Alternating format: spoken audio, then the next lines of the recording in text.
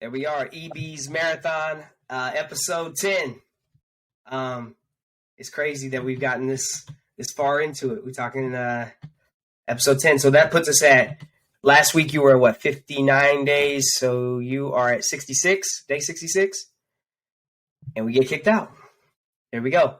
Happens per usual as soon as we started up. So it'll be coming right back on. But yeah, we're day 66 post-op. If I'm not mistaken, he'll come back on here and correct me if I'm wrong. Yeah, thank you for tuning in, giving you an update, our weekly update with Ercil and on his condition. Again, we started this like 11 weeks ago, just to keep everybody kind of informed and where he's at and his spirits and everything. And it's just been kind of a thing, a little bit therapeutic, I think, for all of us. So it's cool. Like throughout the whole process, he's been like ready and giving good information on it and talking to us about, what he experiences with all of his treatments with acute myeloid leukemia and the bone marrow transplant that came right after. There we go. Every time, never fails. Yeah. It's only been the last like 5 weeks or whatever. It's done that. I didn't do that initially, but like I said, it was straight in the hospital, but yeah, we got to Gabriel House. Yeah, definitely. So what I was saying was it day 66 post-op? Day 66. Yep. And how are we feeling today? Like, what are the doctors saying? What the levels looking like? Feeling good. Feeling real good. I haven't had an appointment since Monday, so the platelets kind of rose back up a little bit. They didn't jump as much as they fell, but they made a nice little jump, and they basically ended up.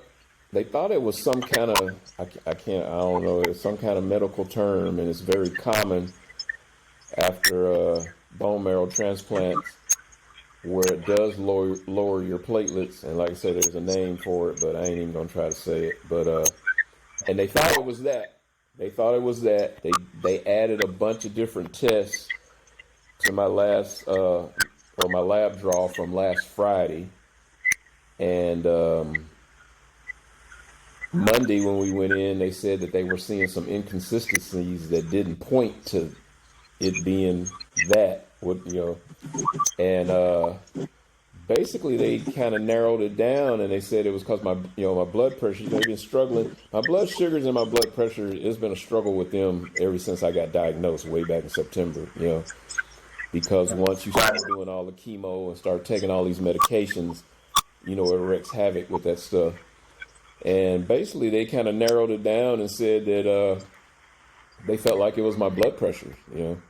Blood pressures were too high, and if there's one thing I can complain about with my treatment, has been we've kind of had some problems with the nephrologist. We kind of butted heads. He's kind of wanted to change some medicines that my primary care physician had me on, and he did a great job on my blood pressure. I started seeing him, about 4 years ago, actually about 5 years ago, and this man took a lot of time, and it took him about a year, but, my blood pressure used to be way out of control. It was really bad, and he took the time and did some studying. I mean, he was at home doing some studying, and he basically broke it down to me. He said, you got black Americans, you got white Americans. He said, normally, for most people, they come in with high blood pressure. You got 3 to 4 medicines that you prescribe for them, and they're good. And he basically said, you're a black American. He said, the medicines they were prescribing for you, they weren't working. They weren't doing the job. And he said I had to do some studying and I had to figure it out. But he came up with some medicines that most people probably aren't taking. And he got my blood pressure down, and he's done a good job over the years. So when we got here before I got admitted for transplant, of course, the doctor I'm seeing was like, "Oh, I don't like that combination. That combination doesn't go good together." And I'm thinking to myself, you know what? They working. Right. So we made some changes, and I've had some blood pressure problems since I've been here, and they've been slow to correct things, and apprehensive to correct things, and finally, my lead physician, Dr. Murphy. We went in one day. Dr. Murphy wasn't playing that. He was like, "You know what? I'm gonna handle this. Let me call him." And and within a matter of a day or so, they made some changes, and now the blood pressure seems to be doing a little better. And that in turn is what they think though was causing my platelets to drop. Is that my blood pressure was just running too high, and it was causing my platelets to drop. So I go in tomorrow morning. And hopefully they're still rising, and, but yeah, I mean, feeling good, feeling much better than I did a month ago. Me and Melanie were just kind of talking about that. It was like every move, getting out of bed, walking, eating, it didn't matter what it was, getting in and out of the car, was just a chore, and I, showering, all of it. And now I'm not really feeling any of that. I feel much better. I would say I'm probably at about a good 70%, which is good. It's good. And walking. Keep bumping it up a little bit longer, a little bit faster, and so right now I feel good. Yeah, I mean, even just watching some of the like the older videos to now, you can tell. You can see a difference in your energy level, and even just hear it in your voice. That's the big thing right there. So that's good. It's always good when and for me, it's always asking you like, did you get a walk in today? And I know when you was filling up for the walk, and you said today you even got a little bit of sweat going even. Yeah. Last couple of days, yeah. They keep it cold in here though. It's hard to get a sweat in here. They be having it freezing up in here, man. That's why I spent a lot of time on that back porch back there. Hey, your hand near the mic, or maybe over the mic a little bit, because every now and then it's hard to hear you. It might be. I don't know. Yeah. Well, that's the funny part too, because people that don't know, like used to be like when it came to that treadmill, used to be on that thing for hour, steepest incline, fast as hell, like regularly. There was a time, 8-9 years ago. Yeah. I used to go get on that treadmill, put the towel over it. And just go. Just go. And I mess around, pull the towel away. I've been on that damn thing an hour and 15 minutes or something like that. Moving on it. Yeah, I did. At one point, I had myself like in top-notch condition, And it was that treadmill. It was definitely that treadmill. Yeah. So our things in terms of like when you're this long in there, you've been at the Gabriel House. I mean, obviously every day kind of looks the same and stuff. And I know we talk about this regularly. Like, what are you doing to like stay engaged, or what's keeping you? I guess more than anything, you're just knowing you're feeling better is obviously a positive thing. But what else? What are you doing to keep your spirits up during this time? That's funny you just said that, because me and Melanie had a conversation about this. Early on, when I was feeling bad, there was a lot of good news feel good stories going on around here. And it just seems like in the last month, I mean, you get out there and you talk to people, and things aren't going so well for a lot of these people. And it's kind of one of those things, all you can do is really talk to them and give support. But honestly, kind of reached the point where, I ain't gonna lie, it's kind of getting a little depressing. You know what I'm saying? Right. Because things aren't going well for a lot of these people, and they are getting bad news, and they're coming up here to get transplants, and they're telling them they're not healthy enough, things like that, And then on the other end of the spectrum, here I am, like I said, I'm feeling pretty good, So it's kind of like a balancing act, you know what I mean? Right. Like, you're talking to people and this is going on, that's going on, this didn't work out the way we thought it would. And then we got some people that are going home, so it kind of works both ways, People are getting up out of here. They're feeling better. So it's kind of a 50-50 type deal. But, we just kind of hang out.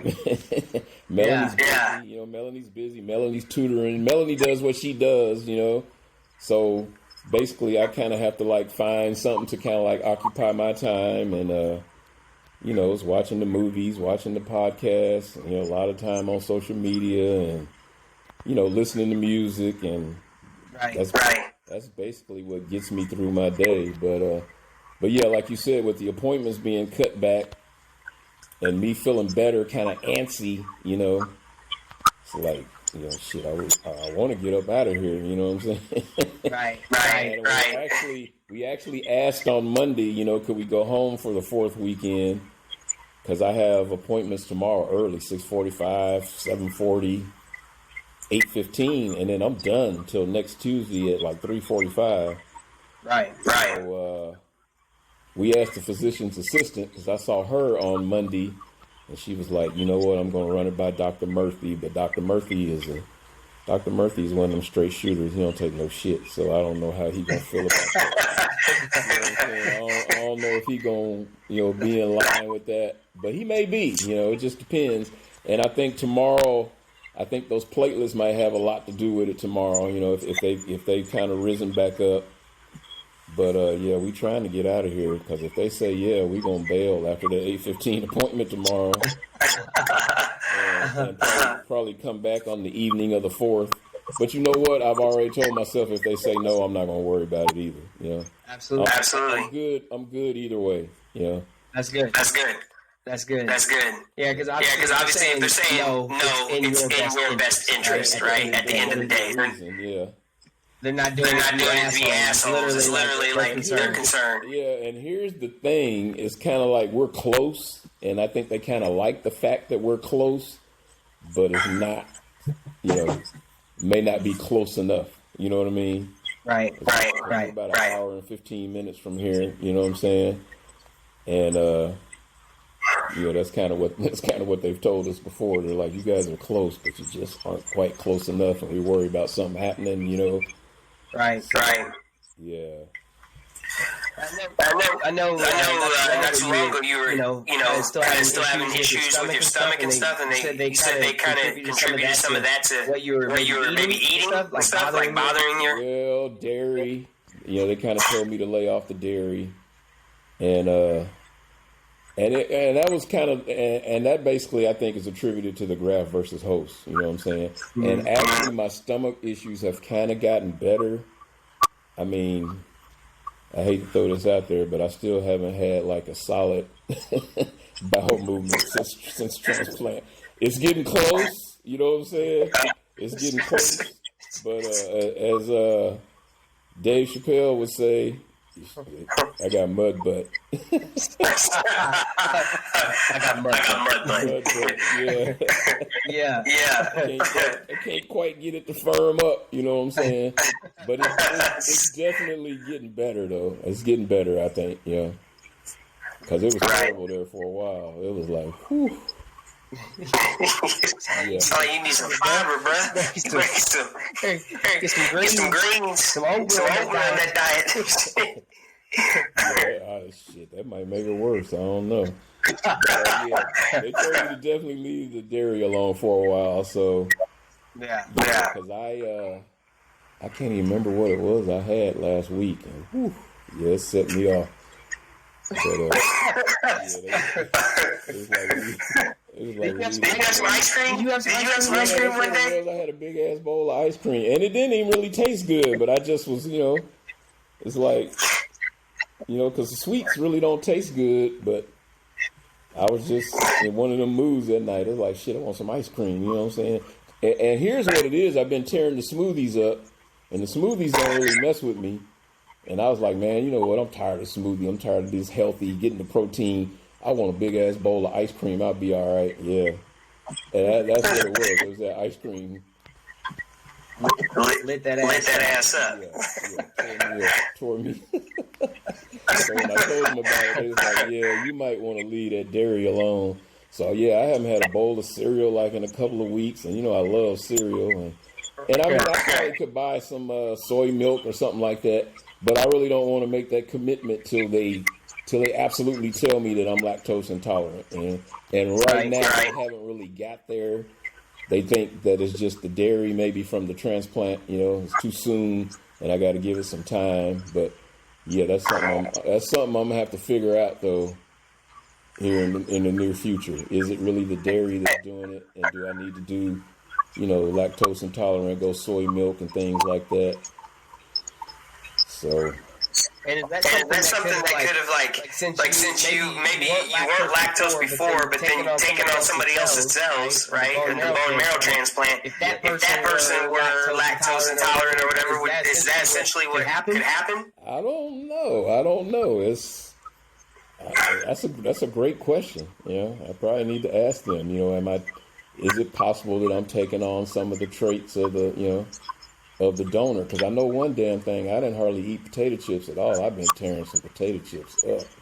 I don't know where that came from, but yeah. Potato chips is like the greatest thing ever to me right now, you know? Suddenly got craving for potato chips. Yeah, and I didn't really like potato chips like that, so... You know, did that come from the donor, or is it just my taste buds, or you know, it's wild though. But yeah, tortilla chips, that is wild. Potato chips, yeah, I'd be tearing them up. What kind of potato chips? Some bad ones. Shit. He said some bad ones. It's funny because we were at one of our appointments, and we're in the medical building in the little cafe. And I saw some chips one day. They had some kettle. You know, these were some healthy chips. So over there at the hospital building, they ain't really got a whole lot of junk. You know, they have a little bit, but not a whole lot. And they just were looking good to me. And I didn't get them that day. So the next time I had appointments and we went over there, because every time I have appointments in what's called the Mangarian building, I always get a smoothie. You know, they got a nice little smoothie list over there. And so I was looking at the chips, and I was like, shit, I'm going to get these chips today. And I got them, and they were good. And remind you, this was back at the time when my taste buds were messed up, and I wasn't really eating a whole lot. So those chips were like, you know, they were like the bomb, you know. Right. And pretty much ever since then, you know, I've been tearing potato chips up. But we started going to the store and getting probably some unhealthy potatoes. I need to go back to them kettle chips. Yeah, I need to go back to them kettle chips. But yeah, I be tearing some potato chips up. Oh man, I'm not big on potato chips myself, except for the Hawaiian luau, the orange bag of the Hawaiian luau. It's like sweet barbecue, sweet spicy barbecue. Oh, they're fire. Oh my god. I need to get some barbecue. I've been eating the plain. Man. I shouldn't put you on, because once you get on them, it's terrible. I don't care. I'm gonna have to get on some. I don't care what kind of barbecue, but yeah, that sounds good. There are certain things that are just, and it's weird, and this is probably not good either, but things, it's like, I don't know how to explain it. It's like the salt part of my taste buds was the first thing to make a comeback. Right. So anything that was, you know, slightly salty or whatever was like great to me, you know. Right. And the sweet is still trying to make a comeback, you know, but it's like when I get ready to swallow it, yeah, I get that taste, you know. It's good for a second, and then when I get ready to swallow it, yeah. And it's funny because they had a key lime cake the other night, because they feed us every Wednesday. They cook dinner up here, and they feed everybody. And so, yeah, yesterday they had the key lime cake. And I just grabbed a slice. I was like, I'm probably not going to like this. And I think the cake part was kind of sour, which kind of offset the icing, which was sweet. And that was like the first thing dessert wise or whatever that tasted good to me since Transplant. Yeah, it was actually pretty good. Yeah, it was actually pretty good, and I think it was the sour kind of overrode the sweet. And yeah, it was good because I got a box of ding dongs in there. That's like one of my snacks, one of my go-to. They've been in there since I got out the hospital. I had the box hadn't even been busted open because nothing sweet tasted good. And I tried to eat one of them the other night. And it was like, man, this thing is garbage. You know? He said, I got a box of ding dongs. Yeah. Ding dongs fire. Yeah, ding dongs garbage. So yeah, I'm still struggling with sweets. But everything else, yeah, my appetite is definitely back. I'm not having any problems eating. You know, we went to the little Taco Lou's the other night. Everybody said Taco Lou's was fire. Yeah, they didn't lie. Taco Lou's was definitely fire. Y'all did that for y'all had a date night, right? What was that was the 28th was wait a minute, it was the 28th? Yeah, 28th. Yes. Tuesday. Yeah, that was our actually first date 6 years ago. First date 6 years ago. Yeah. So that was the first time we ever went out. Yeah, we did the little steak and shake. Went to the movies down on the beach side in Daytona. Sat on the boardwalk. People watched for a while. Went to the movies. Saw the Free State of Jones. That's a good one. Matthew McConaughey. Yeah, and then when we got out the movie, shit, we was hungry again, so we went to Burger King. Yeah, so I was like, we got to do something. You know, this was 6 years ago we went on our first date, so we went up to Taco Lou's, and Melanie had some people who had told her that that it's fire, and it was fire. It was packed, and the dude was real nice. They were so packed that it was nothing basically but like valet parking. And we told the dude, look, we're not trying to go in, you know. I'm not going in there, you know. I'm in cancer treatment. I can't go in there and eat, you know, especially with all them people that was in there. Right. And, all they had was the valet parking, and I was like, we just trying to park and get our food. So he was like, you know what, I got you. So he let us park, you know, and we just sat in the car and waited on our order and rolled out, you know. So that was nice of him to do that, you know. For sure. Yeah, and it was good. Them tacos was banging, yeah. So, the appetite is definitely back. And you said the what? I said the appetite is definitely back. I just can't mess with no junk food, which is probably a good thing, you know. It's a very good thing. Absolutely. It's a damn good thing. Yeah. So kind of switching gears from all of that. I know you I'm sure you've been paying attention to the news and seeing everything going on. Yeah. I just kind of want to know what's your opinion. I'm not going to key up like whatever you've seen in the news. Yeah, free agency is wild, but quietly, I feel like my Lakers, you know, made some solid moves. They got Lonnie Walker Jr. from the Spurs. They got Sacramento Kings. They got the center from Sacramento Kings too. Damian Jones or whatever. Jones, yeah. They got Troy Brown Jr. from the Bulls, and then they got Juan Toscano Anderson like here in the last half hour or so. Right. So yeah, they they're getting younger. Definitely getting younger, a little more athletic. Some wing type players, and then you got, you know, Jones in the middle. I kind of like what's going on, but I'm keeping an eye on this Kyrie situation. Right. Well, I feel like with those signings, right? Was that? They said he's trying to bully his way to Los Angeles. I should have known because he's on the podcast I Am Athlete a few weeks ago. Mm-hmm. And they spent most of that interview. They talked about a lot, but he talked about what he learned, having played with LeBron that last time around, and how much better he would have been. And basically, it was so funny. Like it was the highest I'd ever heard him speak of LeBron. And he basically was like, he's like, if we stayed together, ain't no telling how many rings we'd have won. And he was like, and I take blame for that. He was like, I was young, I was still thinking I need to go out on my own and kind of do my thing and lead a team. And he's like, I needed to do that, but he definitely.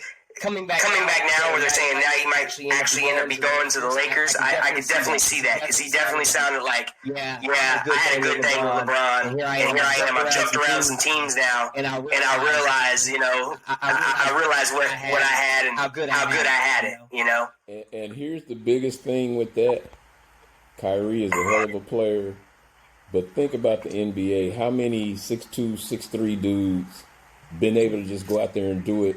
Where they are the main guy. I mean, look at Allen Iverson. Iverson is great, but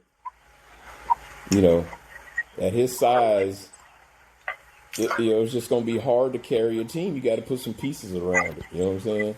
Absolutely. So, but yeah, I'm definitely kind of keeping an eye on that situation because they said he's definitely trying to bully his way to LA, and he basically has come out and said that he'd be willing to sign next summer as a free agent. And then in the very next breath, he said, I've always wanted to wear the same uniform Kobe Bryant wore. And they said he's throwing all that out there because he's really trying to get there this year. He's trying to force their hand to get him there this year instead of waiting until next summer. But he said he's willing to wait till next summer if that's what it takes. So we'll see. It's wild though, Kevin Durant situation, all of it is wild, Yeah. It's definitely interesting. Also non-sports related. Any news non-sports related that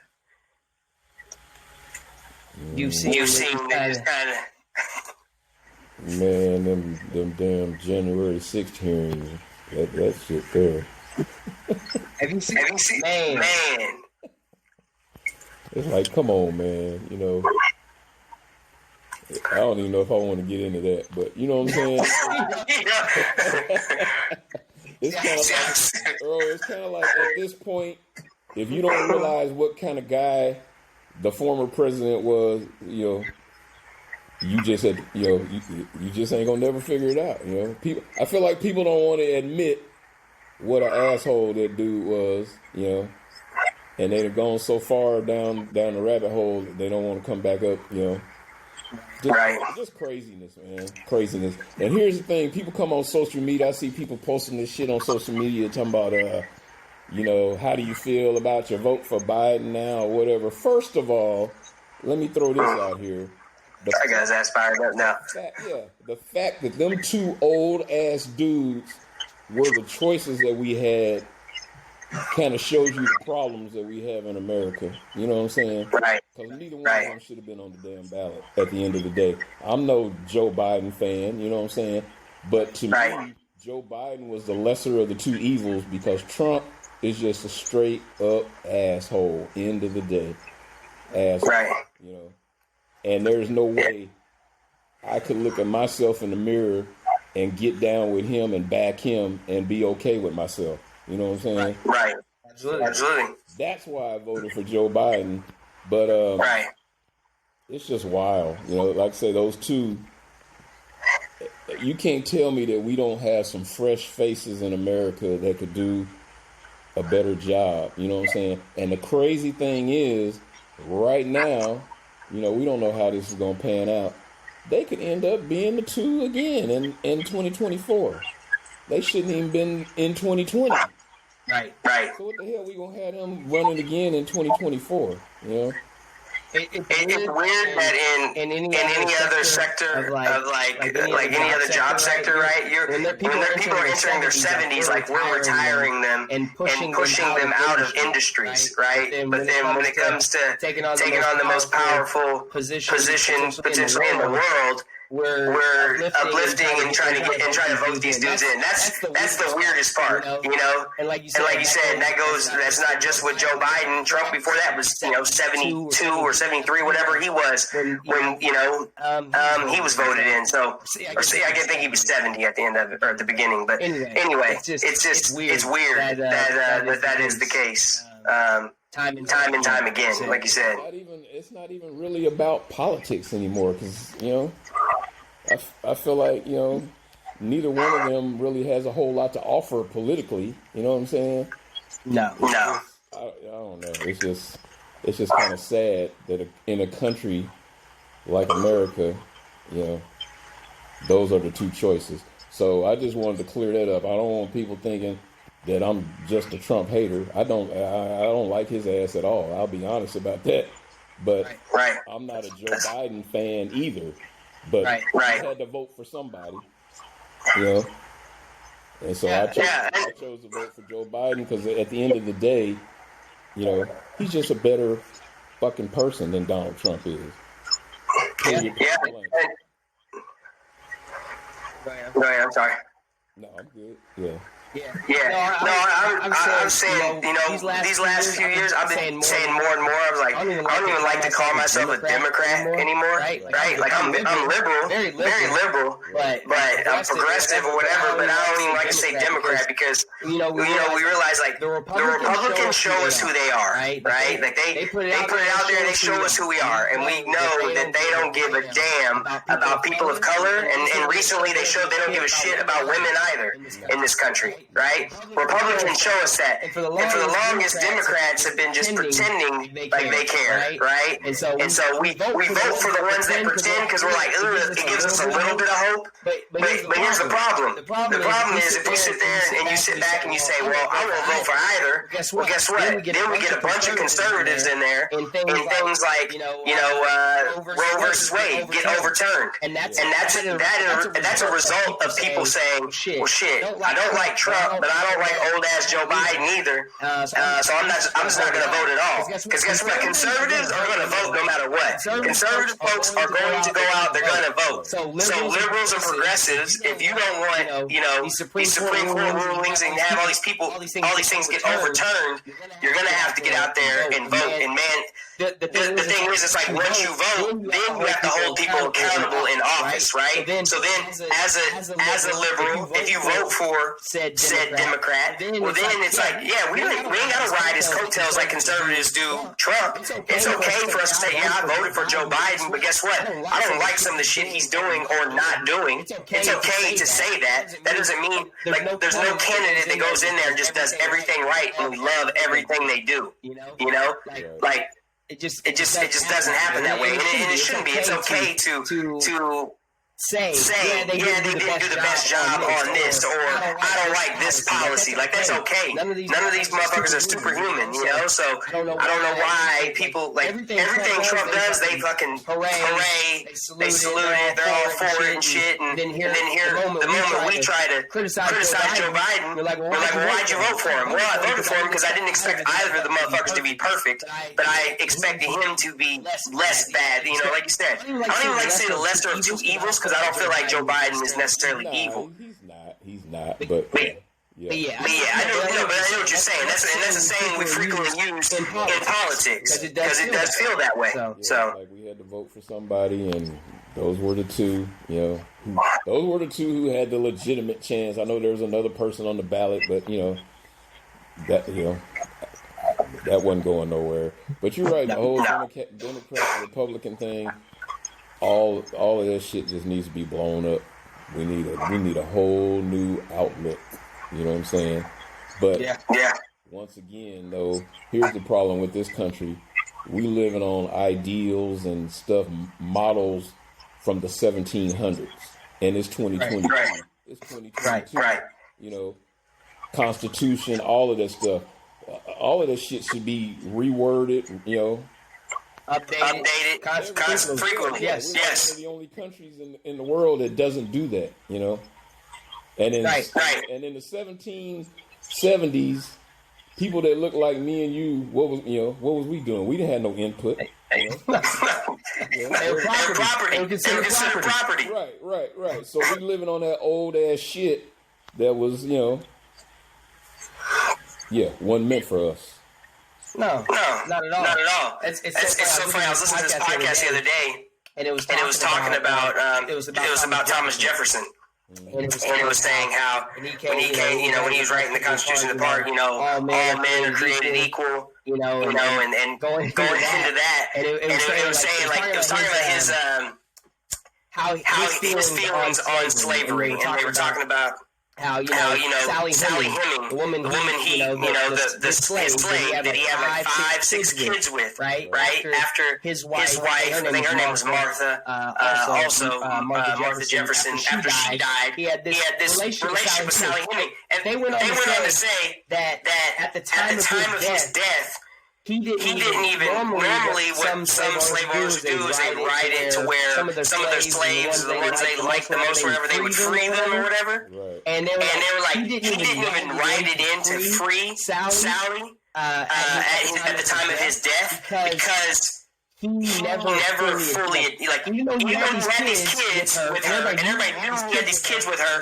and was having this relationship with her, he never admitted to it, and he felt like if he were to free her at the end of his death, when his life ended, and put that in his will, that would be like an admission. So all the rumors that were going on about him, like people would know they were true. So he was so pompous in that regard. He still didn't even write for her, to be freed. He did have it to where like the kids, I think once they were 21, they were able to be freed at the age of 21. They would no longer be considered property. It was interesting though. It was just a trip because again, he's one of the founding fathers of this country, right? And these ideals and these principles that we still, there's some people, or there's a population of our people that still want to hold on to what the founding fathers talking about. I'm like, do you realize how fucked up these dudes were? Like we like to romanticize the things from the past. It's even like the whole slogan, like Make America great again, right? When they say that kind of shit, ideally, I think white Americans, they would like to go back to like the 1950s. That was kind of like a heyday for them, right? But not realizing like how bad it was. Like it was good for white males, but everybody else,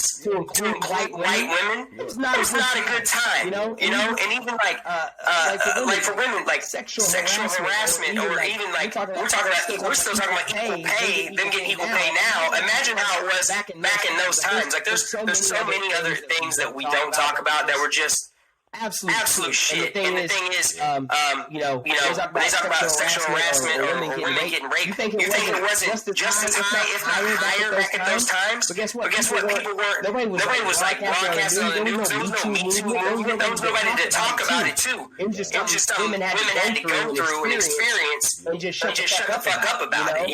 Unfortunately, that's how it was back at those times. So that's the way it's been for a large group of people in this country. Yep. And like you said, the Supreme Court, Clarence Thomas's ass, they trying to do what they can to go back to those times, Yeah.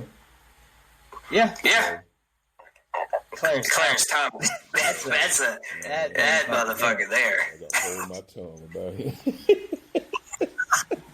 Say all kinds of nasty things about his ugly ass. Yeah. I don't know. We don't even have to get it all into that, but I did want to know, just pick your brain, because it's been something on mine. I've been like, here's the thing. Like for myself, if I was in a situation, would I want the person that I was with? Would I want them to? We're just referring to abortion, right? We're just on that topic for a moment. Would I want them to have an abortion? No, absolutely not. Like I feel like I got myself in this position, and that's from young me all the way to now. That's how I would feel. But second to that is the fact that as a man, who am I to tell a woman what she should or should not do? Because time and time again, these men will be there, they'll be in a relationship with a woman, and they'll be all loving and all that shit, right? And everything's wonderful. But then the moment shit gets bad, They dip.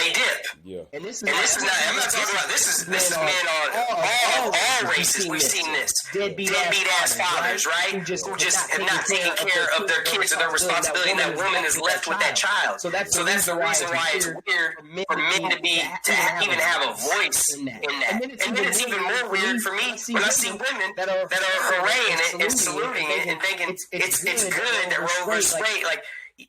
I have friends who are really devout Christians who are also like, they're pro-choice. You know, because to say that it's all about religion is so weird. And again, this comes from people who are so worried about Muslims getting Sharia law enacted in our country. They talk about Sharia law, and we have our own Sharia law type shit going on here with Christianity. There's no way we should have church and religion involved, mixing with our government. Like that's weird. It's just weird. But anyway, yeah, America is just looks great on the outside, but then when you realize all the internal problems that's going on in this country, you realize it's a mess.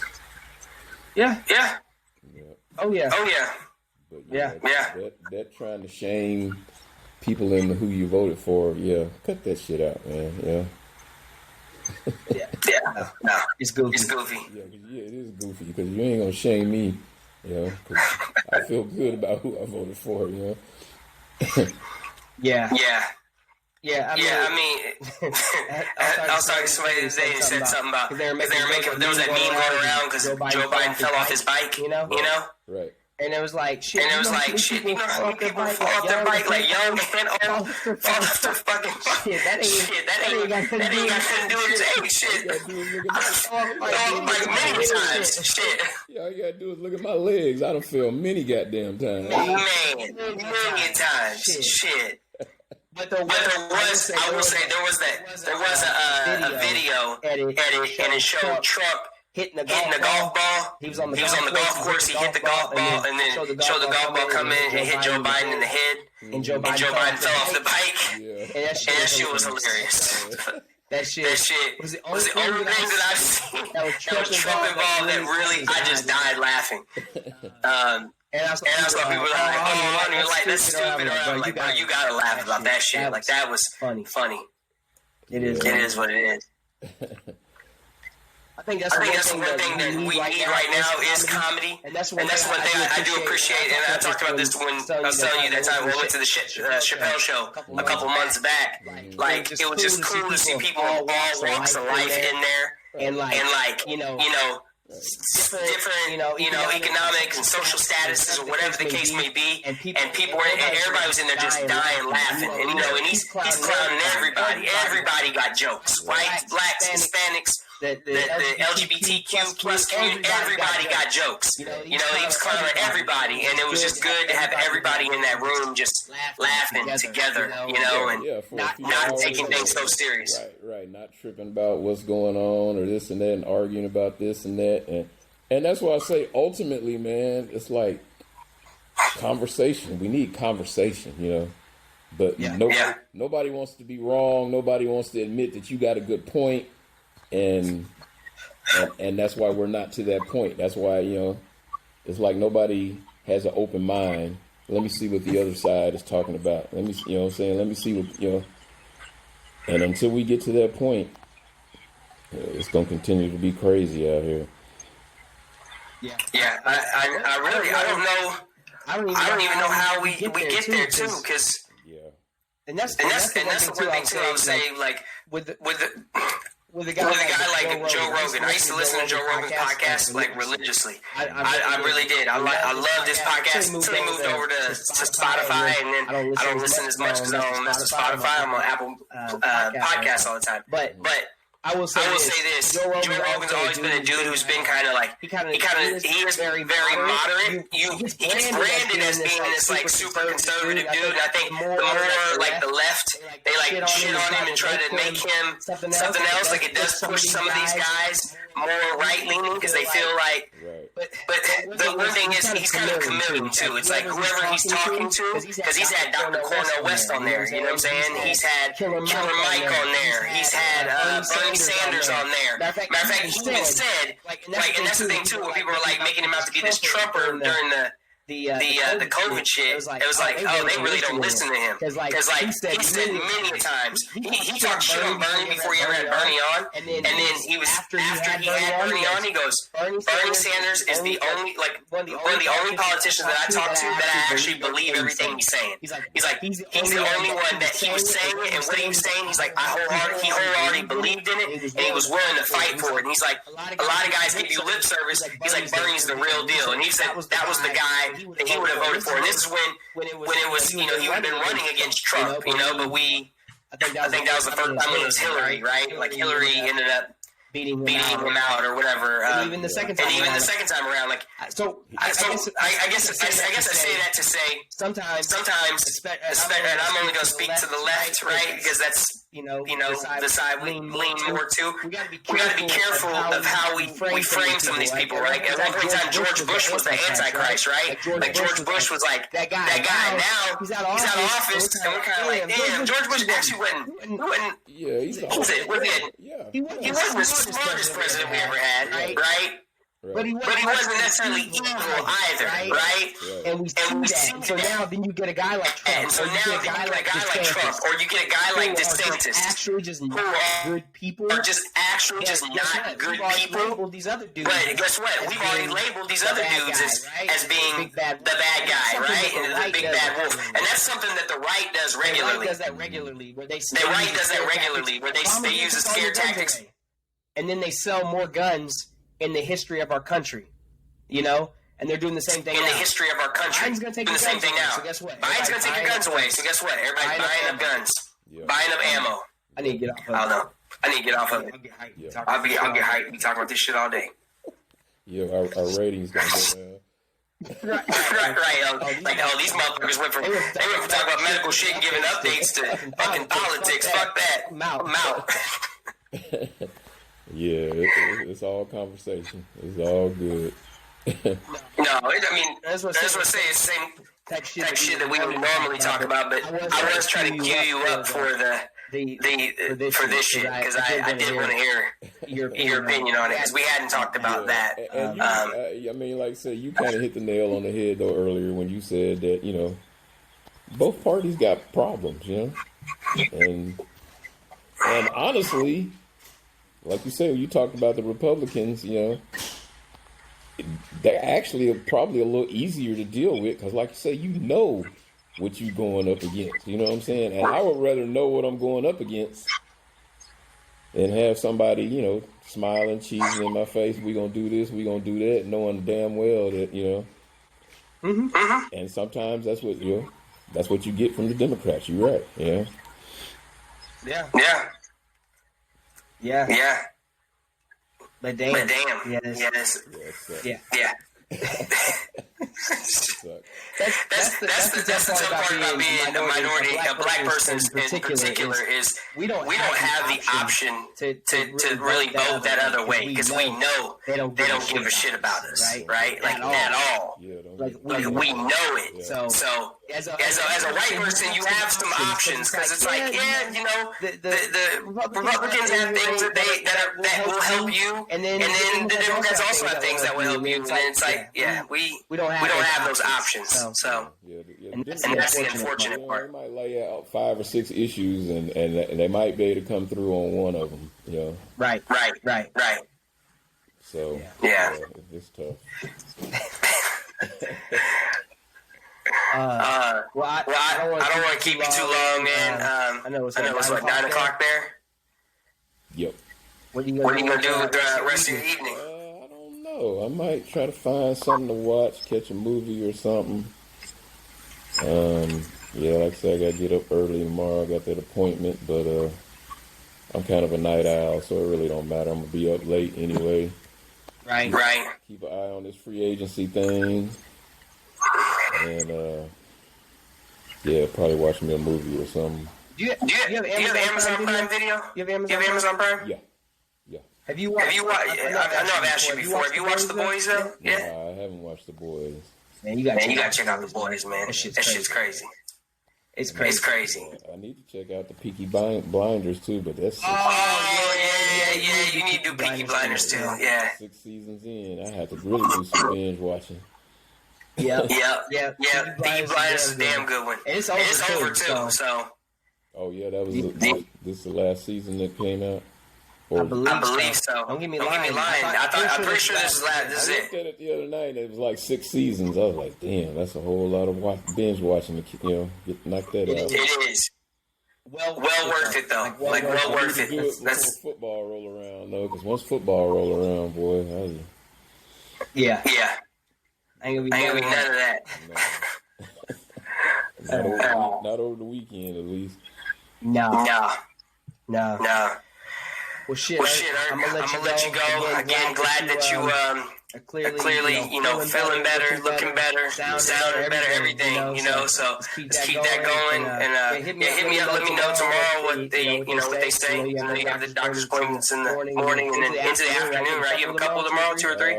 They're all in the morning. Yeah, I got a 6:45, 7:40, and then the 8:15 with the doctors again. So. That's probably how we'll find out, if we can go home over the weekend or not. And like I said, I'm going to be cool either way. Absolutely. Make the best all right. Way, so, yeah. All right. Well, shit, as usual, appreciate you, man. Love you. And we'll do it again next week. Yep. Peace and love to everybody. Absolutely.